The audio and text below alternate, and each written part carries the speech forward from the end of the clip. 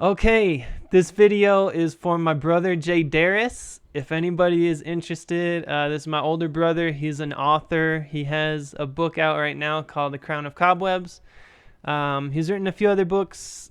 They're all enjoyable. I've read the first two in a series that he is writing about terraforming, and those are really enjoyable. But I'm going to put the link for Crown of Cobwebs below because that's kind of what he's been pushing lately. So I hope if anybody does read it, I hope you enjoy it.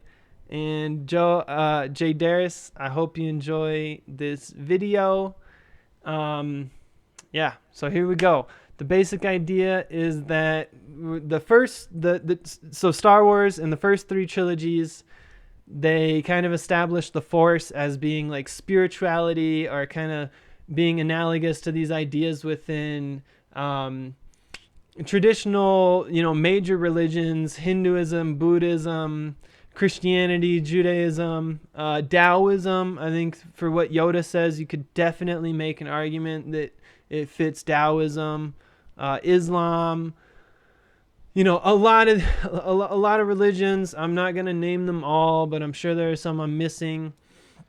Anyway, you get the basic idea. And if you've seen the original Star Wars movies, you know what I'm talking about. This is the scene where Luke Skywalker is trying to pick up the X-Wing out of the swamp, and Yoda's like, fucking do it already, bro.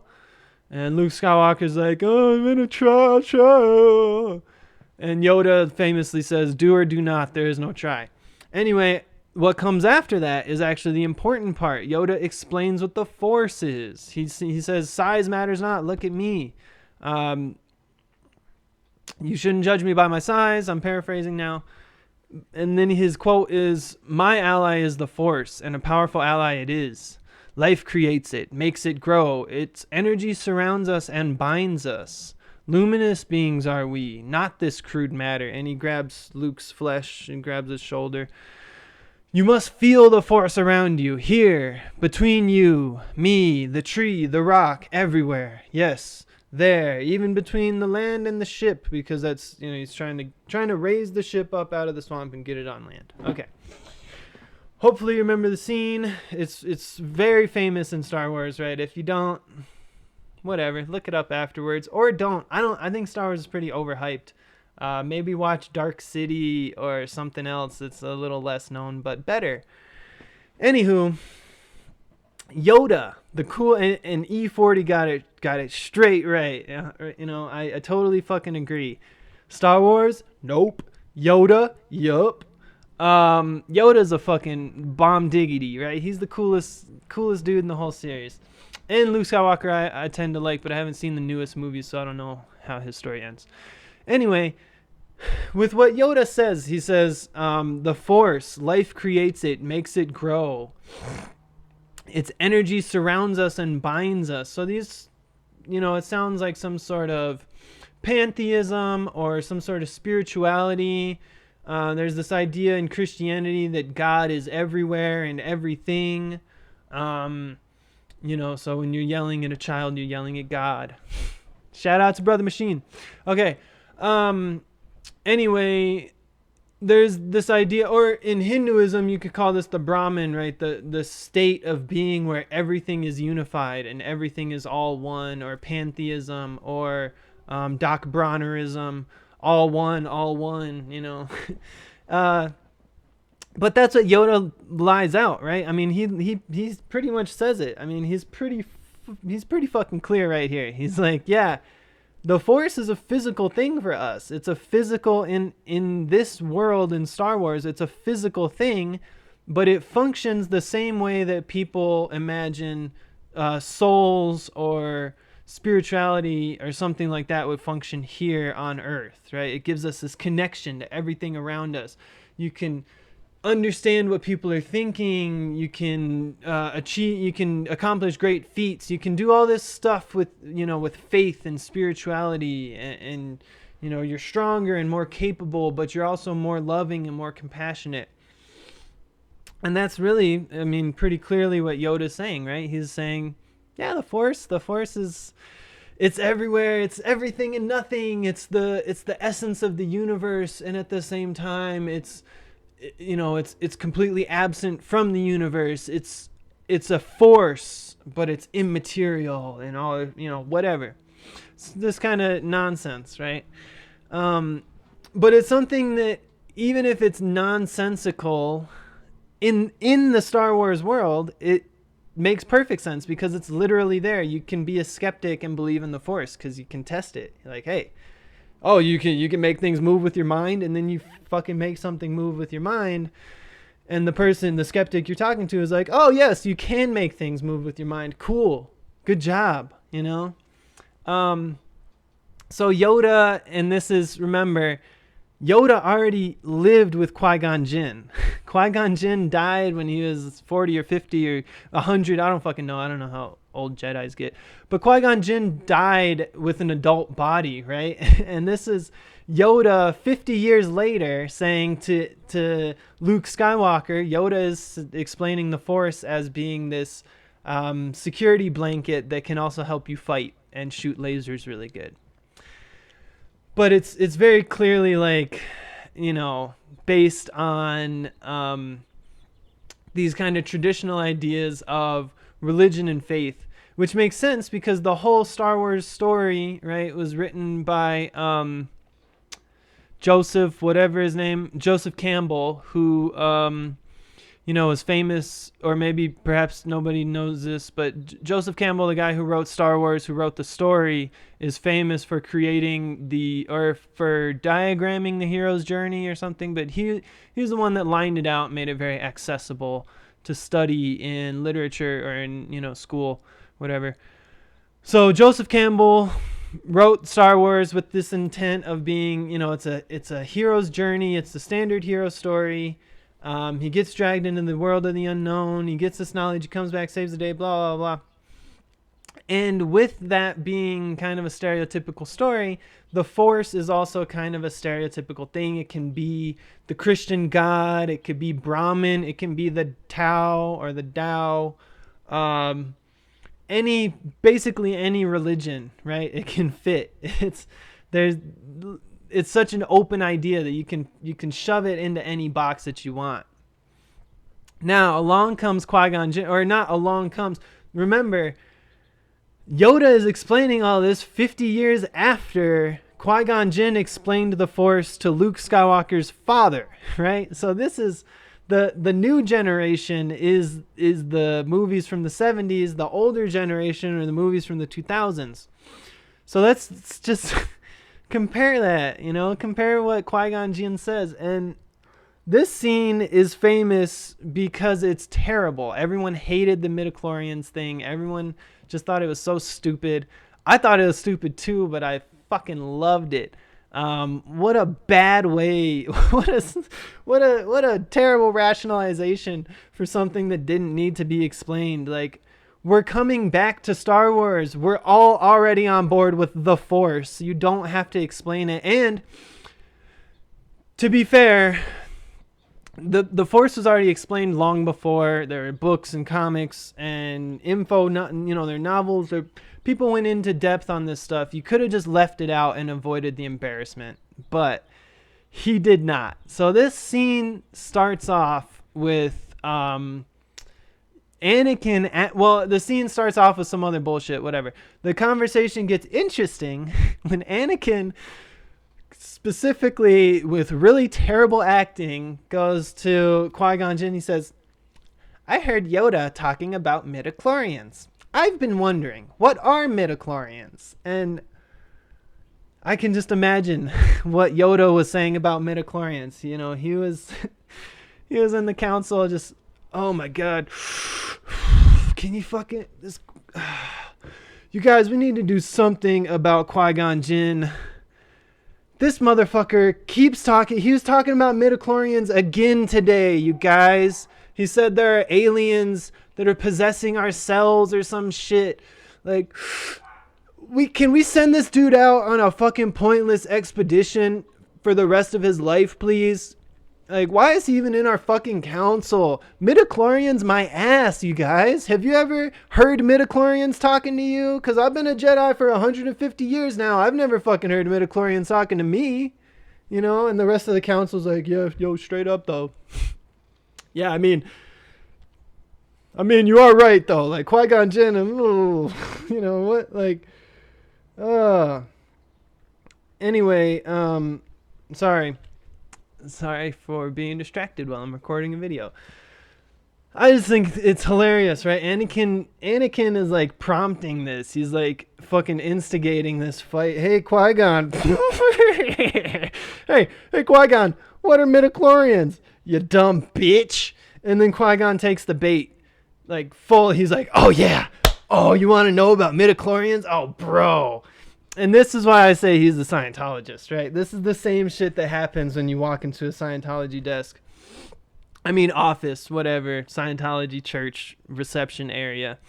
That you walk in there, you're like, hey, I heard you guys do these personality tests. Could I take a personality test? Oh, you want a personality test? Yeah, we can get you a personality test. Do you have 3.5 hours? Oh, don't worry. You can rush through it. We'll take your number. We'll take your address. Yeah, we'll follow up with you, dude. Hey, we'll get you the personality test, all right?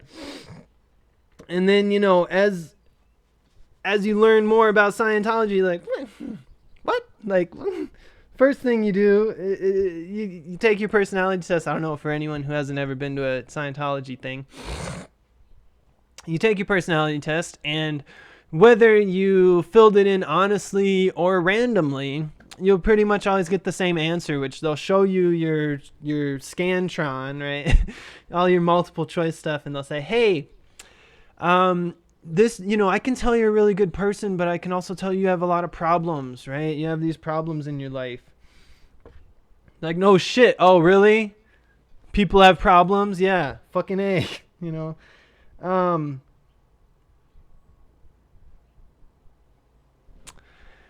Anywho, I was trying to look up freaking Samuel L. Jackson's name in Star Wars. I can't remember. It's been a few years since I watched the movies, but that's the conversation I imagine having. You know, Yoda is in there with Sam Jackson, and they're just talking shit about Qui-Gonn Jinn because these are two, you know, basically those knights, the knights on the council. That's like the Catholic diocese, right? Or they're like the dudes that choose the Pope. They're like the guys that are just high up. And then they got fucking, somehow Qui-Gonn Jinn got on their council, and they're like, what? No, that's not in our book, bro. Like, no, there's no fucking space aliens. There's no life forms that are in every living cell. What the fuck are you talking about? Could you chill the fuck out, dude? You know, and Yoda's just, I mean, I just really, I wish we got to see that, I guess. I wish we got to see that conversation. Yoda and Sam Jackson just talking shit on Qui-Gon Jinn, and then Obi-Wan Kenobi opens the door. Oh, sorry, guys. And they're like, yeah, fuck you. Man, Obi-Wan, like, come on. Come back later, you weird bitch. And then Sam Jackson, well, you know, I still really like Obi-Wan. He's a good kid. Anyway, so Anakin asks him this question. Anakin says, hey, what are midichlorians? Like, bro, keep that shit to yourself. Fucking Google it. Don't go asking Qui-Gon Jinn. Jesus Christ. But Qui-Gon Jinn, of course, is like, yeah, I'm all about, let me tell you all about the midichlorians, man. Let me fucking tell you all about that shit. Just like with the Scientology test, they say, hey, you know, you have these, I can tell you're a good person, but you have these markers of aggression or being unfulfilled or whatever, blah, blah, blah. Bullshit. Let's just talk about how to make things better for you, you know? And that's fucking Qui-Gon Jinn with the midichlorians. He is a Scientologist with Thetan levels, right? The more midichlorians you have, the better. Oh, the more Thetan levels you have, the better. Apparently, that's how they tell who's going to be the leader of the church. You have the highest Thetan level. I mean, of course, that's not how they choose the leader of the church. But anyway, what the fuck? Mace Windu. is Sam Jackson's name in Star Wars. Mace Windu and Yoda are not about the fucking Scientology, all right? And even Obi-Wan Kenobi trained with fucking Qui-Gonn Jinn. That's how he became a Jedi. But you don't hear Obi-Wan Kenobi telling Luke Skywalker about fucking midichlorians, right? He's not like, oh yeah, hey, by the way, Luke, you're going to go learn the Force from Yoda. There's one part that he always leaves out. It's the midichlorians. This guy, fucking Yoda, you know, we're old homies, but he can be real absent-minded sometimes. No, this is the same shit. This is Obi-Wan Kenobi grew up and was like, oh, damn, holy shit, was that a fucking cult? What the fuck? You know, because like, yes, Obi-Wan, yes, Qui-Gon Jinn is in a fucking cult. He's the cult of midichlorians, and they believe that, so here's his answer. Sorry, I keep getting distracted. Anakin asks, what are midichlorians? And Qui-Gon Jinn says, they're microscopic life form which the grammar here is not great. He says midichlorians are a microscopic life form that resides within all living cells. That actually, he says that reside within all living cells, which is either way, it's grammatically correct. I just don't like it without that S. Anyway, and then Anakin says, they live inside me? And Qui-Gon Jinn says, inside your cells, yes, and we are symbionts with them. And Anakin rightfully questions him, symbionts? And Qui-Gon Jinn says, life forms living together for mutual advantage. And of course, Anakin says, dude, I know what a symbiote is, you fucking idiot. What symbiont is that's not a word that people use. What is that? 18th century old English? Fuck you. No, of course, he doesn't say that. But he should, because what the fuck, symbionts? Just say symbiotes, god damn it. I'm all for growing vocabulary, but this line, the way he delivers the line, it just sounds like he slips on his tongue. He says, inside your cells, yes, and we are in symbiosis with them. And it's like, I couldn't tell if he was saying in symbiosis or we are symbiotes with them or what. Anyway, minor point, doesn't matter. But this is his explanation, that we're life forms living together for mutual advantage. Without the midichlorians, life would not exist and we would have no knowledge of the Force. They continually speak to us, telling us the will of the Force. When you learn to quiet your mind, you'll hear them speaking to you. And Anakin says, I don't understand, which is the correct answer. Because there's nothing to be understood here. This is Qui-Gon Jinn talking fucking nonsense. So let me just break down this last little bit a little bit more. He says, we are symbiotes with midichlorians, which directly contradicts what Yoda says. Yoda says the Force is everywhere. It's in rocks, it's in empty space. There's an obvious implication that you can use the Force in outer space when you're not around biological matter, because that's how Luke Skywalker destroys the first Death Star. So we know that for a fact. I mean, there's all this nonsense that Qui-Gon Jinn just throws out here. Without the midichlorians, life would not exist, and we would have no knowledge of the Force. What the fuck are you talking about? You know, this is a Scientologist saying, hey man, without Xenu, our world would be complete chaos, and you don't even know what would be going on if we didn't have these aliens that are controlling us, so you should be thankful. And then he says, they continually speak to us, telling us the will of the Force. Like, okay, bro, so why is there a dark side and a light side? If these midichlorians are real and they're speaking to people, is this like God? Like in our world, God, he speaks to people, but he's always telling different people different shit. He's like, yeah, I'm telling my one homie over here to go kill all the gay people. But then I'm telling this gay dude over here that it's okay to be gay and Christian. It's like, come on, man. If midichlorians were speaking to somebody, telling us the will of the Force, why the fuck is there a dark side? Why are there sides at all? Wouldn't everybody just automatically know the will of the Force? Like, and obviously, I mean, this is a major problem because the dark side already presents some contradictions, right? If you know that there's a good and a bad, why would you ever choose bad? That's like, whatever. Anyway, it's just total nonsense. So Qui-Gon Jinn he's one of the highest ranking Jedis at this time. He's in control of all this shit. And then they send him across the galaxy on these boring ass political missions. They keep putting his life in jeopardy. They keep fucking with him until he gets chopped in half. And honestly, it's probably because they were just sick of his shit. They're like, dude, we're trying to run a school here. Every time I'm fucking 5 lessons in about the Force, Qui-Gonn Jinn busts in the door with this goddamn midichlorian poster. It's like fucking flat Earth. Like, no, god damn it. You know, like, we've already been through this shit. Shut the fuck up. Like, jeez. Anyway, that is my theory on why Qui-Gonn Jinn is a Scientologist. And I hope you enjoyed it. No, wait. Oh, I have to have my brother to do it. I was going to do a sign off. We have a handshake, but I actually need him to be here to do it. So much love, bro. I hope you liked it. And, you know, I'll probably do more of these because that was fun. It's a lot more fun than talking about politics. Cool. All right.